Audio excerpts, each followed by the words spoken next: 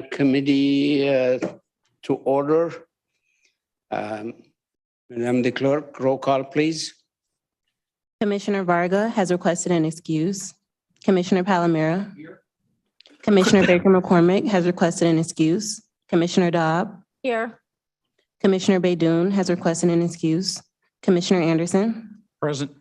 Chair Hattis. Present. You have a quorum present. Thank you. Next item, the chair remark. I think I'm gonna give you a break today. I have no remark. So next item, please. C, approval of the June 14th, 2022 meeting minutes. Motion been made and supported. Any discussion? Being none, all those who agree signify by saying aye. Oppose, motion carry. Next item. D, unfinished business. There is none listed. Mr. Chair, Mr. Anderson. on the minutes, if I could be recorded as an abstention because I wasn't here. Okay, Thank you. we'll note it. Next item. Item 1, under new business, communication from Janice Winfrey, Detroit City Clerk, forwarding notice of a public hearing before the Detroit City Council Planning and Economic Development Standing Committee on a request by 3402 Brush Street LLC to establish a commercial rehabilitation certificate in the area of 3402 Brush Street.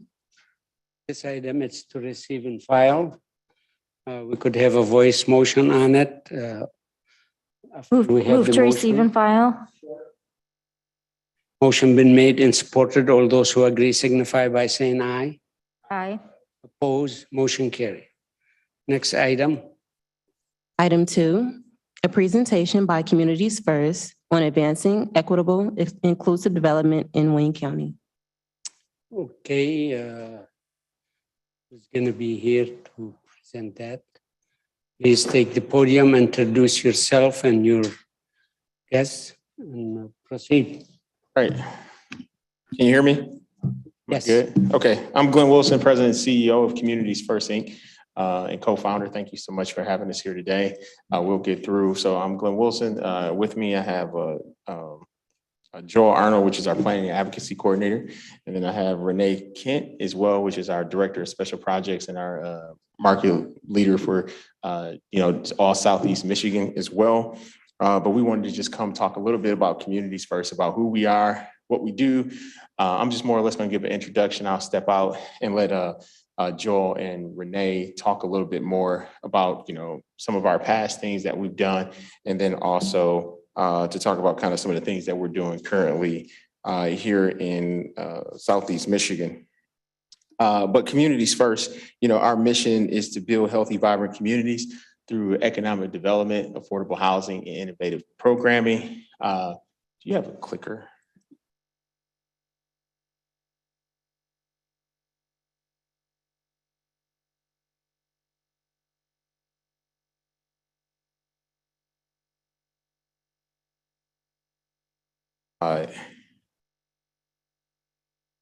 Okay, great.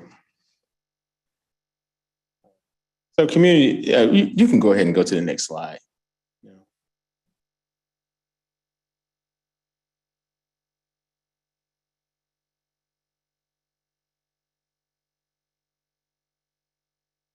Just talk a little bit more about Communities First. We were founded in 2010 in Flint, Michigan, with a need to see communities be revitalized in a holistic manner.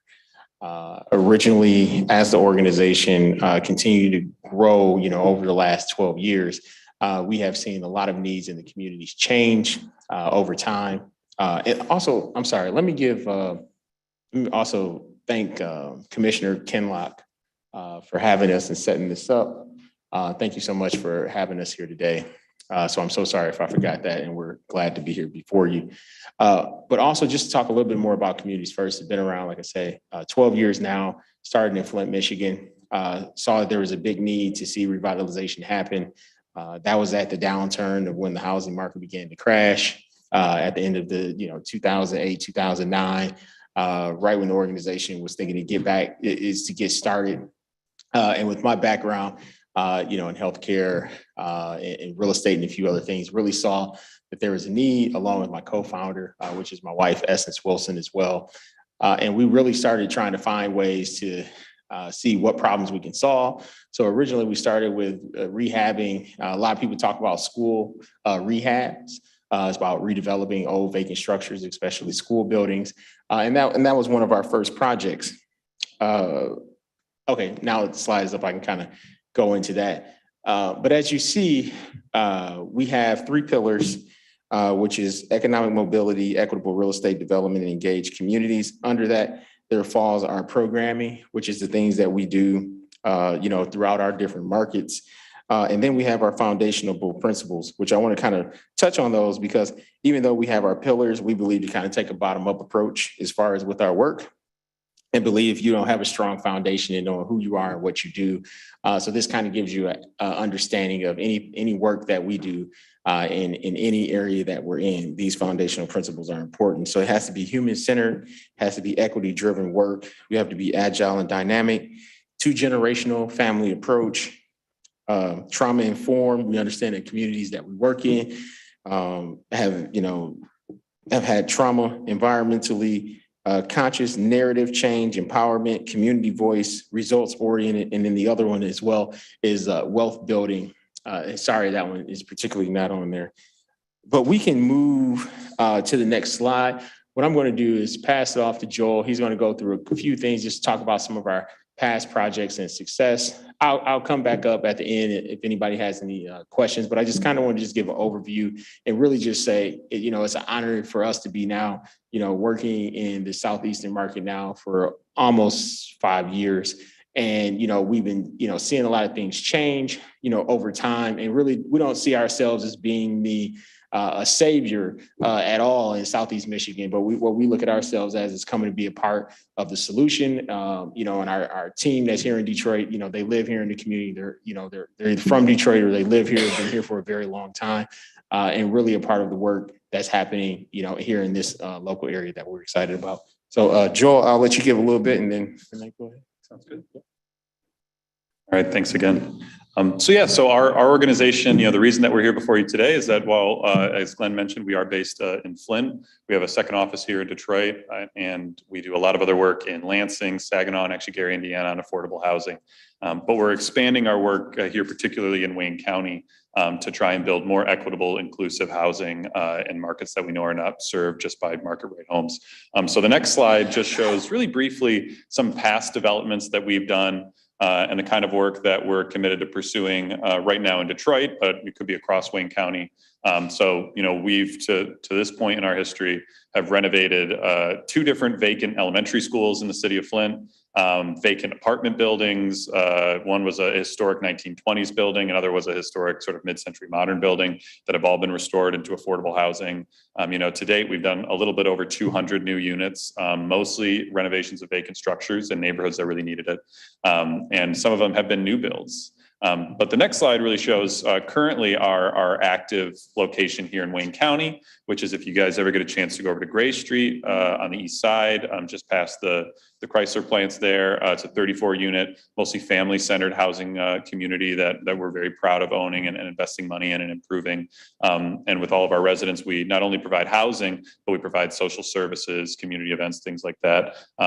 We very strongly say that when we do developments in community, we don't warehouse people, we build communities and make sure there's actually wraparound services so that everybody can succeed. But even beyond just this housing work, the next slide sort of shows some of just highlights of things that we've done in the past year in Detroit, particularly coming through COVID, was an interesting challenge. How do you do community engagement and stay an active member of a community while trying to do social distancing?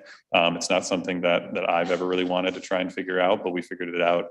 And we do everything from, we run a summer program for Detroit youth called Mad Detroit, which means Make a Difference, where last year we really focused on a sustainable service project around small business ownership and entrepreneurship, and particularly working with food truck design and things like that. We've been big partners and participants in Motor City Makeover every year and community cleanups. The next slide shows actually an online series that we call Community Candor, which we've used to discuss everything from financial literacy for folks, and civic engagement. I'm sure we'll probably do something about the August primaries and the November primaries. We do nonpartisan civic engagement and get out the vote work, and not just with folks that live in our communities, but with anybody in Wayne County. And then we've also hosted things like a community development mixer here in Detroit. We've hosted 2 at the Detroit Shipping Company, including one just here. It might have been either late May or early June. And we'll have more of those. And we see those as an opportunity to bring together folks in the community development world here in Detroit, in Wayne County, because we can all get pretty siloed, I think, sometimes in our work. And it's always benefits that, collaboration tends to foster more success than being individualized. And then the last, next slide here just shows some more interesting programs. Even just recently, we've taken folks out sailing on the Detroit River. We run a program called Culture Shock. Because we know that a lot of times families, whether they live in our communities or just live in the city, we see this in Flint, we see it in Saginaw, we see it in Gary, are oftentimes denied just some cultural opportunities that other folks get because they're expensive. And so we've taken folks curling. We took about 40 families from Flint and Detroit skiing and Mount Holly up in Oakland County. And we've gone sailing on the Detroit River, all sorts of things. And then one thing that I invite everybody on the committee to come to is that we've actually do a Movies Under the Stars series up on the old Marygrove campus. And our next one, it looks like it's going to be on July 28th at 7 o'clock. So you are all cordially invited. It is completely free if you have friends or family that have children. It's a really good event. And we've been doing that in Detroit now for several years, and we'll continue to do this kind of programming. But I want to hand it off to my colleague, Renee Kent. She is the head of our Detroit office down here and has done work in equitable real estate development in Detroit for a long time, just to talk about really kind of our 2 big real estate development projects that we are working on right now to bring real more affordable and equitable housing solutions here into the city and to Wayne County. So, Renee. Thank you, Joel. Good morning. Thank you so much for your time this morning. So I'm going to just mention 2 projects that we're currently engaged in. Very excited about this work that's coming up. One in particular is located on the east side of Detroit. I'll start with that one. It's at 130 East Grand Boulevard. And this site we looked at through an RFP that was issued by the Detroit Land Bank. And coming into this community, we understand that there are a number of neighborhood organizations that are already engaged and invested in the community. So before bidding on the project, we reached out to community members to really get an understanding for what they wanted to see in their community and how they wanted to be involved. And so we've partnered with Church of Messiah Housing on this particular development to bring mixed income housing to the site, as well as commercial space, really focusing on incubator space for resident-led businesses. And so we're very excited about working on this development on the east side of Detroit, and there will be more to come on that. And then the next project I want to highlight is located in Northwest Detroit in the old Redford neighborhood. And this is a vacant, dilapidated old DPS school that has been sitting in this neighborhood for a number of years. And the community has been engaged. They are really excited to see some affordable housing brought into their community, as well as childcare. And so for this development, we are working in partnership with the city of Detroit to bring affordable senior housing, and early childcare center to address the needs and gaps in this community. And I'm going to bring Glenn back up to close us out and answer any questions that you may have. Again, thank you so much for your time. Don't leave me just yet. Anybody have any questions about anything that we presented today as well?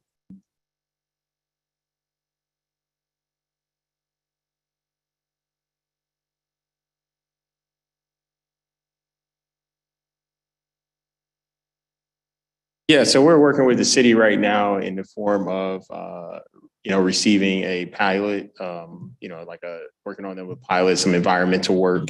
And then we're also applying for some additional funds as well through their NOFA process. So I know they have some, several different types of funds right now that they have there for the Affordable Housing Fund. We are, looking to get some other additional funds for them to do this particular project because it's a smaller project, but it's very impactful. But it has a higher cost because it's a historical rehab. So we've been working with the, city of Detroit in multiple different ways as far as, collaborating on this project.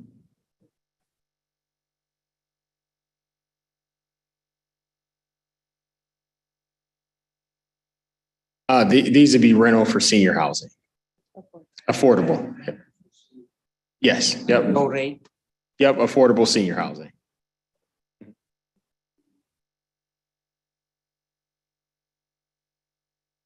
Thank you.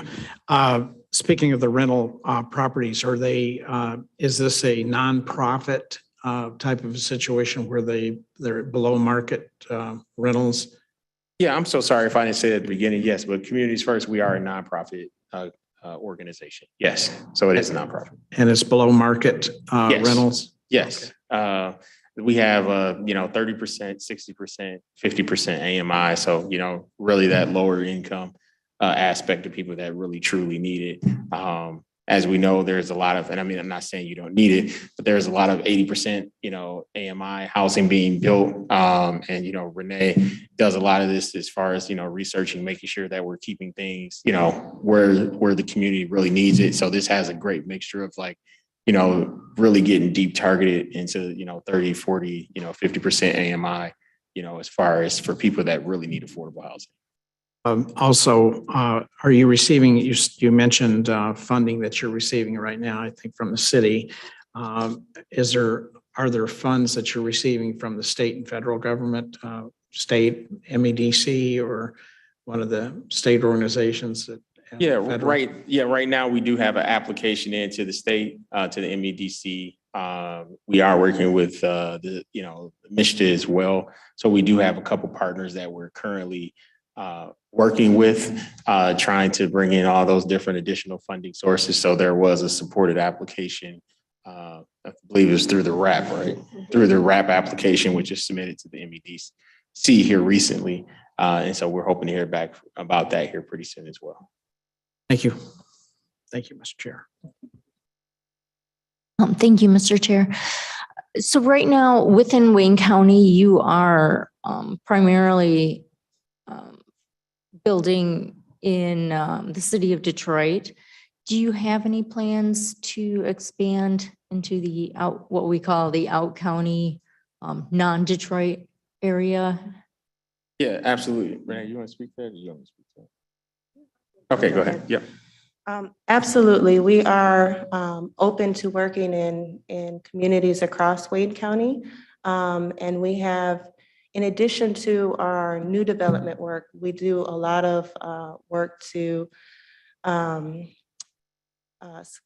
scour opportunities for acquisition. We know that there are a lot of developments that are on the market that are being overpriced, and the tenants risk displacement because of the current market. And so we're working across the county to identify opportunities, and certainly would be open to being pointed in the direction of opportunities or areas of need as well.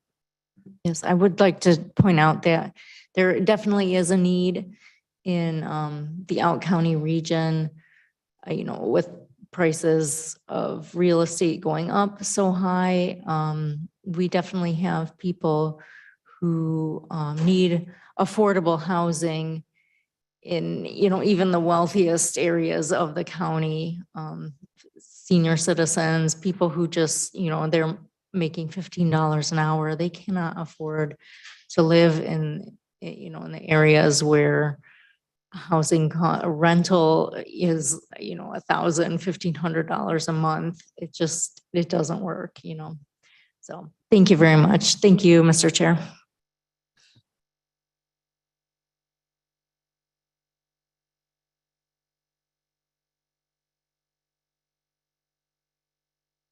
Yes. So, I mean, we develop, own them. Right now we just hire a third party property manager, that we oversee the property manager, but we do all the real estate development and, and overseeing the management as well. Yeah.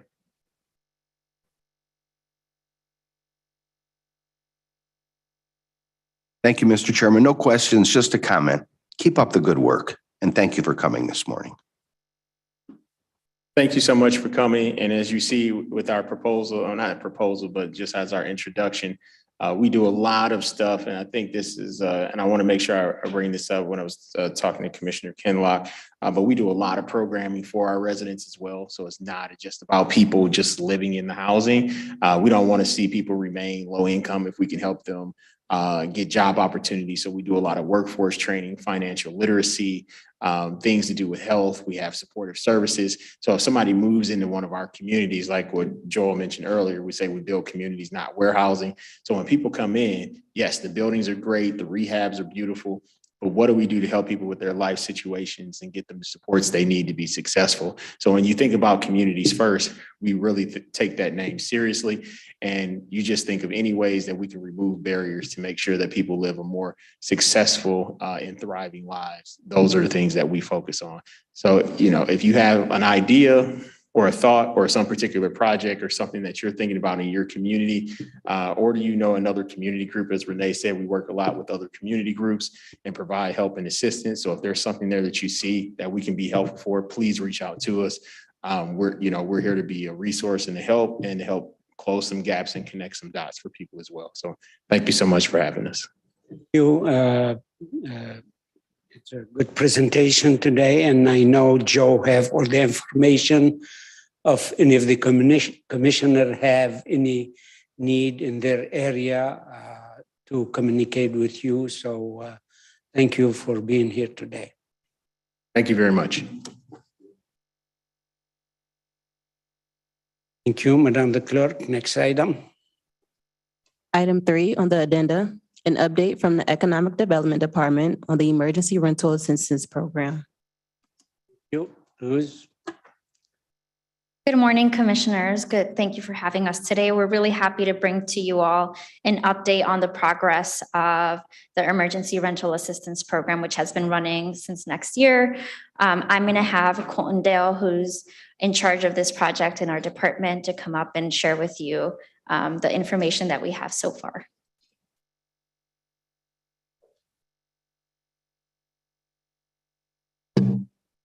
Hey, good morning, everybody. As Lou said, I am Colton Dale. I am the one of the business development managers with Wayne County Economic Development. Been leading this emergency rental assistance program since the get-go, so just going to provide you all a brief update. So just as a reminder, this program was born out of the Federal American Rescue Plan Act. There were dollars set aside specifically for rental assistance. So after building out the program, which took a little while, we launched the program in September of 2021, you may recall, obviously to help renters and landlords all across Wayne County get financial relief. So also as a reminder, that the types of assistance that are available is obviously rental arrears, utility arrears, relocation costs such as security deposits, and we can even assist folks with internet. Next slide, please. So the first round of federal funding that we received was approximately $12 million. We received that last year prior to launching the program. We were only supposed to receive a second tranche of funding, which was going to be about $20 million. They broke it up into a second and third tranche of funding, about $10 million each. To my knowledge, we haven't received the second tranche yet, but it's coming very soon. And then, of course, like I said, that third tranche will be another $10 million for a total of roughly $32 million in rental assistance for Wayne County renters and landlords. Next slide, please. So this slide shows the applications received from the start of the program until now. Of course, I'm sure those numbers are very difficult to read, but the important thing is to look at the lines. We started off a little slow, but pretty steady for those first few months. Saw quite an uptick because of some communications and outreach that we did that was very, very successful. And then you can see the last few weeks, we've seen another uptick really just in the last 2 or 3 weeks there. The numbers are starting to go up again. We believe that is in large part due to the state of Michigan. Their rental assistance program is called CERA, C-E-R-A. Their application portal closed June 30. So now we are the only program in Wayne County servicing Wayne County renters that is currently still open. So total, again, this is as of last week, but the total applications that we've received so far is a little over 8,000. And the last week was 393, which is one of our best weeks. Next slide. So the application breakdown, again, about a little over 8,000. Of those applications, we have 1,365 that are either awarded or in some stage of the award process, meaning like they've, they're been awarded, accepted their award, but maybe the money hasn't gone out yet. It'll go out very soon. So that's about 1,300 folks. Another 800 or so in the preliminary award stage process. This is when we send an award letter to them and let them know that they've been awarded. They must then accept that award. Another little under 2,000 applications that are currently in review. And there are many, many stages of the review process. So that sort of, captures any stage of the review process. 653 applications that are fairly new, and therefore we have not started review yet, but we will be doing so very soon. And then 3,286 applications that have been denied. There's a number of reasons someone can get denied just due to ineligibility. It could be because where they live. Obviously, we can only help folks in Wayne County. We unfortunately get applications from Washtenaw, Oakland, Macomb. We have to deny those applications. Could be because they're over the income limit. Could be a number of reasons. So that's the application Do breakdown. you know how many of those 3,286 denied, how many from out county? Not off the top of my head, but I could get that to you. Next slide. So this is the funding breakdown. As I said, I kind of went over the funding a little bit. This should say spending breakdown. The funding I went over earlier. Cash out to date, just shy of $13 million. Cash card payments. So the way that we provide assistance to tenants is with a payment assistance card that they get in the mail from us. So that's been about a little over $4.2 million. The way that we assist landlords, if we're paying a landlord directly, is through ACH payment. That has been, or we also can offer assistance directly to municipalities for utility payments for folks as well. So those ACH payments, it's about $1.2 million. DTE payments directly to DTE, it's $255,000. We did also make a $4 million payment to Wayne Metro. With this funding that assisted refugee families coming from, actually, I think a variety of locations, but assisted them with hoteling and other related and eligible costs to assist with the refugee crisis, and then $3.2 million for administrative expenses. Next slide.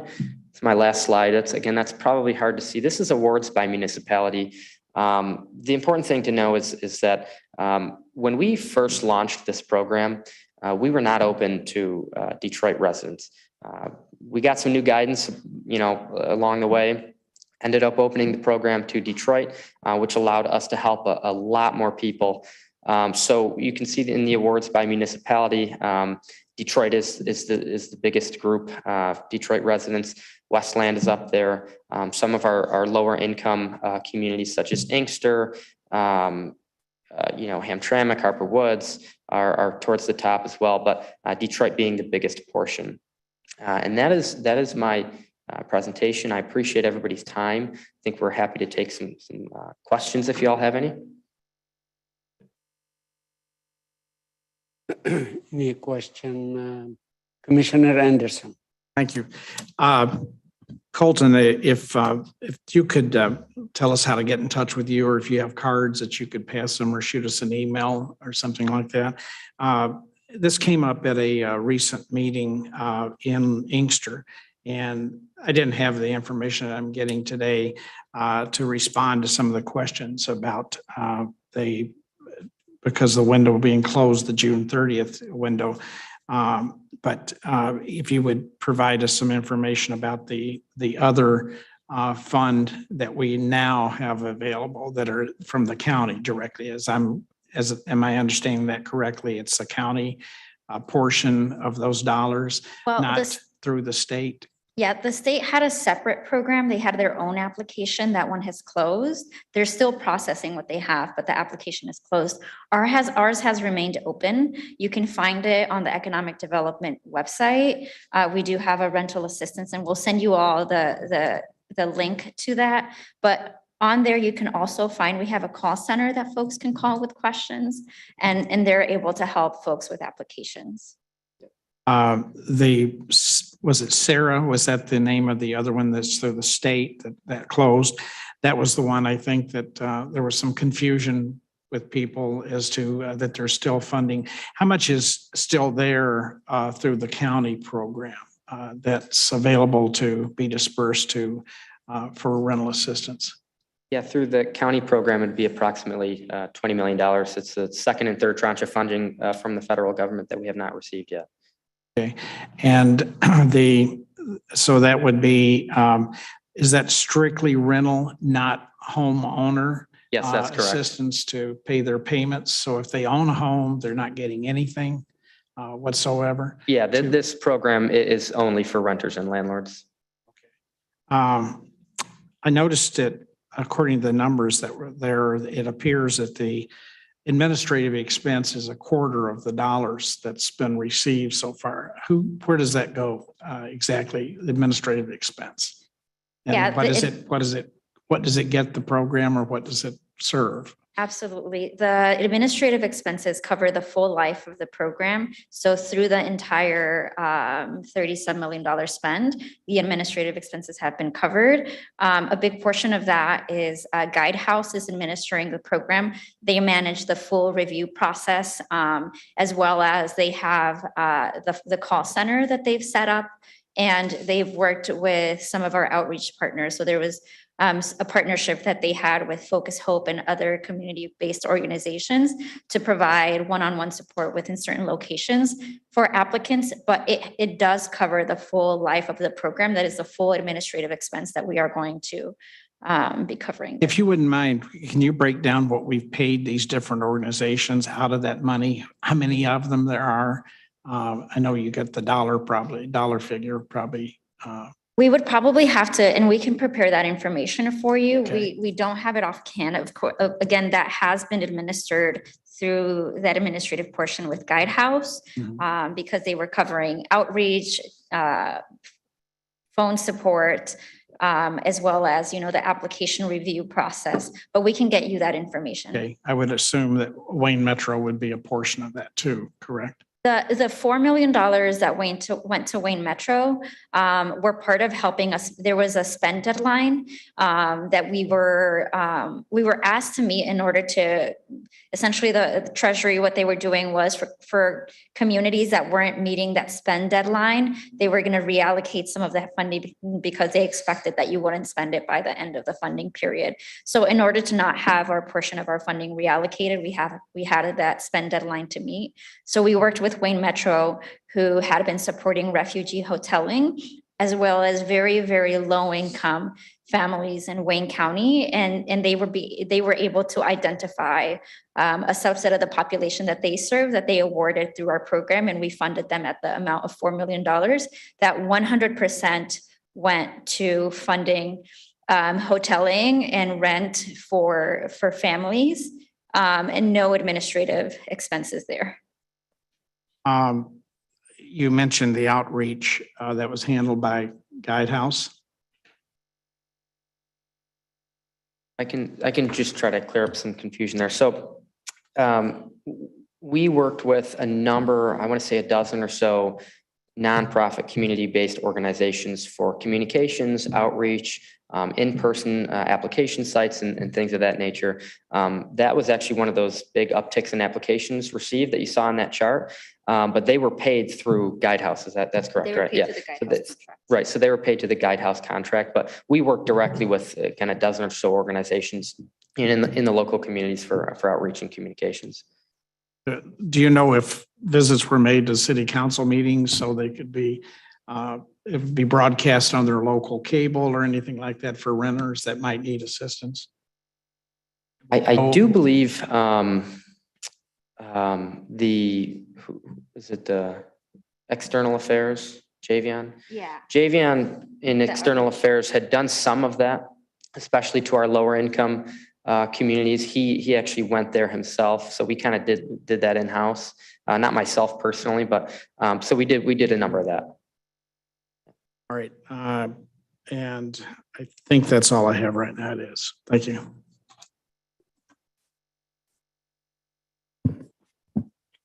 Thank you, Mr. Chair. So I have noticed that there's been like some social media posts about this program. I've certainly shared it on my platforms, but what else are we doing to get the word out to people? Like, are we specifically targeting renters who might be behind on their rent?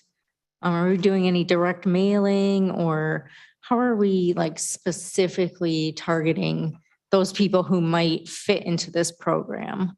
Yeah, so again, with those dozen or so organizations, they did a wide array of activities. I think some of them did some mailings, some newspaper article, some newspaper buys. We did, I think a couple of them might have done some canvassing. I have a sheet that basically lays out the activities of all those organizations. That was a huge help for us to get the word out about this program. So I can definitely send that over to you. It's hard to remember which each organization did individually, but the way it worked is each organization got like a micro grant basically to cover the cost of doing whatever it is that they wanted to do in terms of outreach and communications for this program. Okay. And then do you have any like data that shows how effective each effort was? Like if there was a door knocking campaign, how many applications came in from that effort versus like a newspaper article? How many? Yeah, that's a good question. Yeah, I do think we have some of that. Again, I don't have that on me right now. I'd have to gather that for you and send it over. But we did try to track, our efforts and how successful they were. So I can work on that and get that. Okay. And then what else did I want to ask? So the applicants, I understand that you have to prove that you're behind in your rent because of something due to the COVID-19 pandemic. Is that still true? I'm sorry, I was typing. Yeah, generally, yes. So, and there is like an attestation portion in the application. We have a number of ways that folks can provide proof. We have tried to make the application as accessible as possible within the confines of what's stated in the federal legislation. And we do have an attestation portion where folks can indicate, what the impact had been. We are again able to cover both past rent, so rental arrears if they're behind on their rent, but this does also cover future rent for folks who might still be in an unstable job situation or things like that. Within the qualifications of being within the income guidelines, we're able to pay up to 3 months at a time of future rent. Okay, and that requirement is because we're using the funds from the ARPA legislation. Yeah, it's all federal guidelines, yes. Okay. It just, it seems like, we're, the COVID pandemic, I know we're still in it, but because, it began 2 years ago, that people might have trouble or showing like, I was out of work for a few months in 2020. Would that still qualify as a reason that I'm still trying to play catch up because I was out of work for 3 months. Yeah, the federal guidelines on that actually are pretty, they're good. You know, they allow for a lot, I think, and I think they did that on purpose, right? Okay. So, you know, someone can say that they, experienced some sort of financial hardship. They, you know, even if it was a year and a half ago, they may still be reeling from that, right? Yeah. So they can definitely say that, they can attest to that. And again, that's the federal guidelines sort of allowing that leniency there. Okay, that's good to hear because, and going back to the first presentation, someone who was working at minimum wage or $15 an hour, if you are out of work for 3 months and even 2 years ago, you are still playing catch up. So I'm glad to hear that would qualify. And that is all of my questions. So thank you very much. Thank you, Mr. Chair. Thank you, Mr. Chairman. Thank you, Luce and Colton. So I heard you when you said that the disqualifications are primarily over income or non-residents. Is there part of qualifying that you have to show that you have some income or that you're trying to obtain some income, or there is not? We do, let me see if I can pull something up here. We do ask for income information if they have it, but I don't believe they have to have income to be able to qualify for this program. We have been able to assist folks who are out of work, we've even assisted folks who are homeless with this program. So I don't think you have to show that you have income, but or an but if you effort to do, find income, because some programs insist that you show that you're trying to find work. yeah, we but don't this have that does not. requirement with our program. Okay. And does this cover 100% of the rent, or is it based on your income level, or how much of the rent does it cover? So it can cover 100% of rent, regardless of income, as long as you are under that 80% area median income. That's the threshold. It can cover 100% of rent up to 15 months. But of course, no matter what, if you're applying for 1 month or 15 months of rent, you have to be able to prove it to us. Okay. And lastly, does it cover utilities at all, or? Yes. Okay, it Yeah, does. we can cover utilities. Again, it's like, when you're filling out the application, you have to tell us that you need help with your utilities and you have to be able to prove it to us. But yeah, we can help with, water, sewer, electricity, gas, and even an internet stipend as well. Very good. Thanks so much.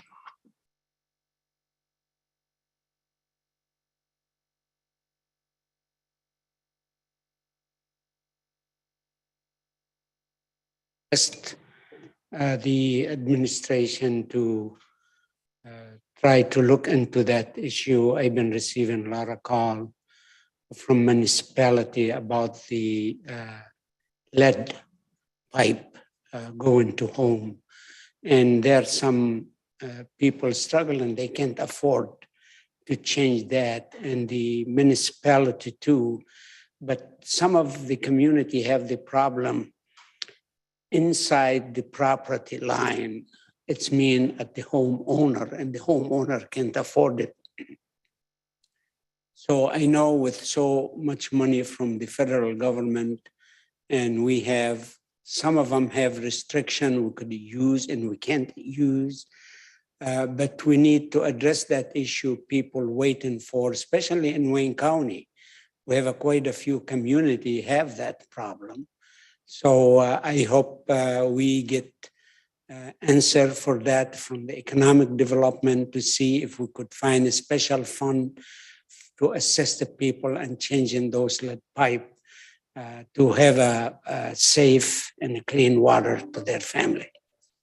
Thank you for that comment. We definitely agree with you. We know there's legislation or an allocation coming from the state for safe drinking water. We've been monitoring other funding opportunities within infrastructure. We know a lot of our municipalities are looking for support in lead pipe replacement, as well as families. So I think we are looking at some programs to support homeowners, but we also know there's a lot of money that came through in the infrastructure bill that has yet to be decided how they're going to be dispersing. And we're keeping an eye out, close contact with the state to make sure that we're the first to know how our communities can access that. Actually, what we want from you, what you want from the state, we'd like to be the first to know. The commission, have the responsibility to answer those communities in Wayne County. So we appreciate that. With that, I want to thank you for good presentation, and we hope we continue good communication together to keep everybody informed on what's going on with the economy. Thank you. We appreciate you. Thank you very much. Clerk, next item. F, such other matters as may be properly submitted before the committee. Next item.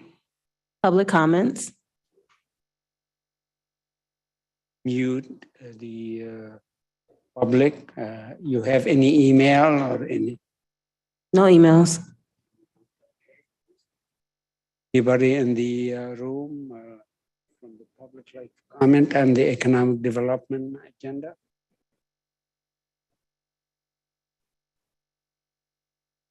Anybody like to comment on the economic development agenda? Did you see any online? No. Okay, we could close the public comment. Next item. Adjournment.